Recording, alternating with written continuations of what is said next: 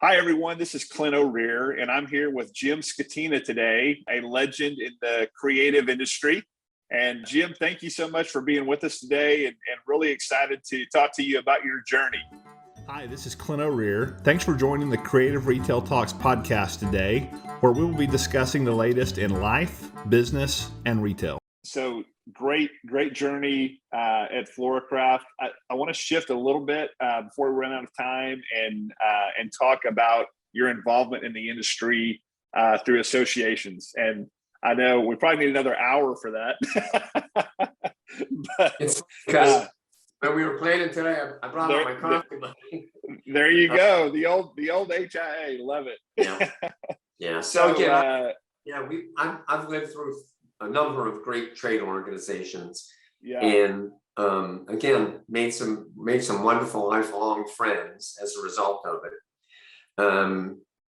For those who remember HIA, the original Hobby Industry Association, we had a competitor in Chicago called ACCI, the Association for Creative Crafts and Creative Industries. And back in those days, we had regional associations. Texas had 𝗧𝗏𝗏𝗧, the Southwest Craft and Hobby Association. The East Coast had NAMTA. They were all over the place. We pulled them all together, HIA, ACCI, and all those other organizations, and we formed CHA. And so I was fortunate enough to go from the board of directors at HIA. They carried me over to the board of directors of CHA, and I became chairman of that board. And then a number of years later, in a step to contemporize, CHA became AFCI, the Association for Creative Industries.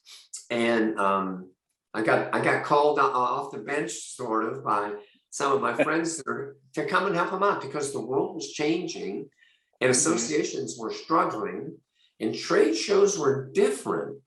And so AFCI went through a complete metamorphosis, moved to a professional management company, and tried to adapt to the new market, which was adapting really fast.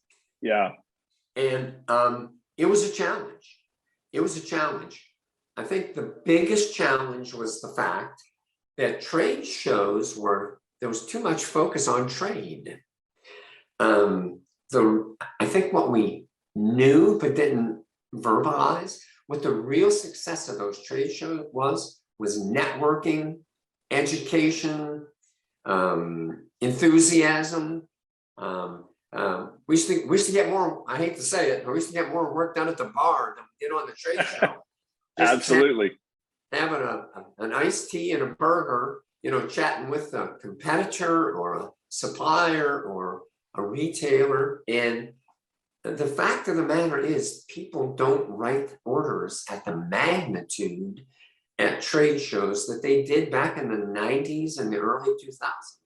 There was always a story about a company who wrote the $1 million order at the CHA show, or Michael's gave them a whole new program, or a group of Ben Franklin stores picked up their line. And so people started to judge the success of trade shows by the number of orders that they wrote. I don't want to diminish order writing, because the other side of that is, for the mom and pops or the smaller regional retailers, they didn't always get the accessibility to the suppliers, to the designers, to the content creators, as maybe some of the big chain stores got. So on one hand, if you were a clever and thoughtful supplier, you focused on those people. There got to be a point in time at 𝗧𝗏𝗧𝗏𝗏 when we'd have our pre-show planning meetings for months in advance. We would say, who's the most important person to walk into our booth at the show? And there was a time where somebody would have said Michael's or Walmart or something like that. But my team knew it was the designer, it was the influencer, it was the YouTuber, it was the blogger. And so we would have events at the show. Like, I remember one of my favorite ones at Anaheim. We had a pre-show breakfast meeting, and we invited all of those digital content creators to come in their pajamas. And we cooked, we catered breakfast food in the booth. so we could show them new products and applications. So, on one hand, they got special attention. Right. And on the other hand, when the retailers started coming through who wanted to talk about brand owners, we weren't competing for each other's attention. Yeah. I think we all lost touch of the importance of networking at that show. Mm-hmm. At the same time, going back in history, I realized that 1 + 1 can sometimes equal 3. Mm-hmm. And so it became evident that there was strength in numbers. And we had NAMTA out there servicing the art materials industry. And we had AFCI out there servicing the craft industry. And the truth is, if you go into any really good craft store today, you're going to find art materials. And if you go into the art materials store, you're going to find some crafts, but not enough of either. Yeah. And the obvious opportunity was to start a conversation with the leadership on the board at NAMTA. It would have been our friend Phil down at SLS was my first conversation. Yep. And then to get to know the management team at NAMTA, because we were using a professional team, and that's a temporary situation. You want your own team, not a rent team. And I can't say enough about Leah and the team at NAMTA. They are passionate. They get it. They listen to their retailers. And so it became a natural discussion that the best way for both of us to go forward is to go forward together. So we kind of stuck our foot in the water back in January when COVID prevented us from having an in-person. It gave us the opportunity, we called it, to kind of have a little dating experience. Yeah. So we had a date, we called it a virtual show, and it was surprising. No, it wasn't surprising. It was gratifying. The comments that we got from art materials retailers who said, we never knew that about the craft business. And craft retailers who said, we never knew that about the art materials business. Mm-hmm. And we knew we were on to something. Yeah. So we went to work. And again, I was blessed to have a really smart, really dedicated, hardworking board of directors. So smart, you've interviewed a couple of them on your podcast. Yep. And it took some soul searching. It took some soul searching. Did we really want to do this? Was it a good idea? And ultimately, we realized for the industry, for the retailers, for the suppliers, one trade show, bigger focus on networking. NAMTA kind of admired the amount of education that we did at our show. They didn't used to focus on that much. So we rubbed off on each other's strengths and ignored each other's weaknesses, at least for that period, and said, this is the right way to go. Yeah. And it took longer than I wanted. It took about 8 months. We had it right. AFCI had a foundation where we gave away charitable money, and there's some legal IRS entanglement there. We had to deal with board members, and I'm really pleased that 2 of your friends, and I think one of them for sure, a former podcaster, Lawrence Hoffman and Josh from Joanne's, are coming over. Because I'm really not an everyday, well, I can't really say that, but I don't wake up every morning in the craft industry, but I do a lot of consulting. They asked me to come along with Josh and Lawrence as a consultant, probably mostly for history and maybe a bad joke every once in a while. And we had our first NAMTA board meeting, even though we're that close to the legal documents. It's literally all done. Yeah. But this issue of unwinding the foundation before the end of the calendar year, once we're all done with that and that money transfers over to AFCI, and their educational programs for artists and things like that will benefit by that. I'm just pretty darn excited.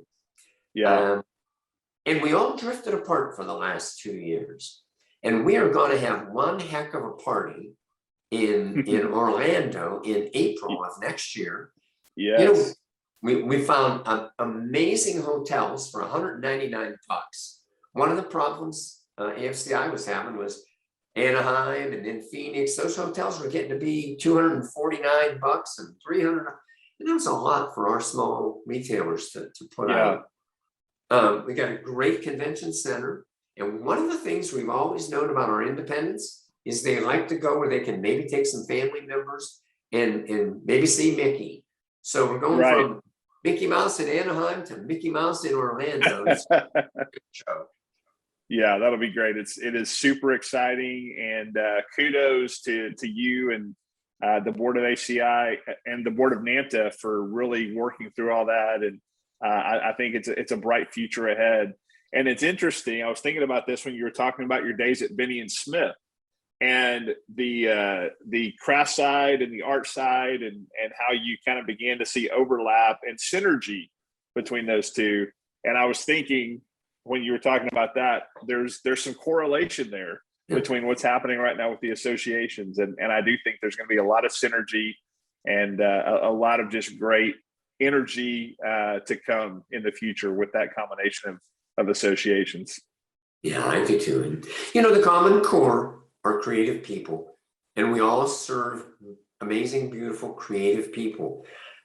Whether they're arranging flowers or baking a birthday cake or painting on canvas or knitting a sweater, these are creative people. And now we're all under the same umbrella. Yeah.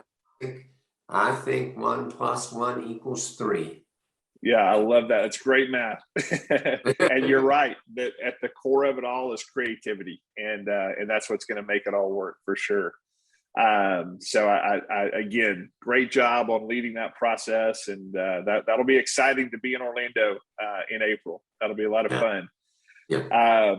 All right. So I'm gonna wrap up with want you to share some wisdom here in a couple of different ways. So one, kind of from your view of the industry overall, I know you do consulting, you're on some boards, you've been very involved in the association. What do you think suppliers and retailers are doing well in the industry right now? I do think we've all upped our game in terms of supply chain and logistics, and creating solutions. And I know sometimes like Walmart can be a bad name to some people, but when Walmart presses suppliers to up their supply chain game, everybody wins. If I can ship it faster, cheaper, more complete to Walmart, I can do that to anybody. So turning on inventory faster, shipping orders complete, making sure you're in stock. I think the logistics, supply chain, management side, we're doing much better. Definitely agree. Obviously, the last year has been a challenge with some things no one can control. But yes, right. I agree. Overall, improving that supply chain just really helps the industry for sure. So on the flip side of that, what do you think suppliers and retailers need to be doing better? The harder question here. It's an easy one for me. One word: innovation. We don't create enough innovation. And when they happen, it's like an explosion. When you think about slime or adult coloring books, or some of those things that come along and just explode because there's something new. We got a little too mundane. Cricket. I mean, think of the things that come along and go hundreds of millions of dollars. I go all the way back to macrame, I think some of those things, but we need more innovation. We have more consumers than ever, but they want to be inspired. Give me something new. I'm tired of, knitting the same scarf all the time. That's the other thing. Our consumer today is much more likely to cross over. Back in the day, you were a cake decorator, or you were a knitter, or you were a fabric painter, now you're a maker. Right? You might be painting on fabric today and woodworking tomorrow and creating a river table, right? That creativity is just exploding, and we got to do a better job, especially on the supplier side, of creating innovation, listening to consumers, traveling around the world and looking at trends, innovate. And then our business kind of grows in steps like that instead of this long, slow curve. We need Yeah. innovation. Yeah, and I saw a stat the other day that in the pandemic, we added 1 million makers to the market, to the creative market. And so you're right, more people are coming in, and they're looking to be inspired. And I totally agree. We've got to keep pushing that innovation envelope, because to your point, every time it's happened in the past, it has exploded the whole industry and the whole creative market. So great thoughts. All right. So my final question for you here, as you reflect back on an amazing career and still going and doing amazing things, and you've shared this a couple of times as we've spoken, but to that younger generation that's coming up in the industry, so the 20 and 30-year-olds that are coming up in the industry, and they'll be coming into leadership positions in their career, as you and I know, before they know it. What advice do you have? What advice would you give that young, there's lots of roles it could be, but influencer or supplier or retail executive that's out there? What advice would you give that looking back on your career and your journey, either something you learned looking back or something you applied as you went forward that has helped you? Yeah. Well, first of all, and this is somewhat related to that answer, when in my consulting work, when we talk about adding leadership to teams these days, I tell most of my clients, I would rather see you hire an MFA than an MBA. An MFA is a Master of Fine Arts, because MFAs come into the world with a broad vision, right? Mm-hmm. MBAs come in looking at the bottom line. Yeah. Pretty smart people, not knocking them. But open your mind, look at the possibilities.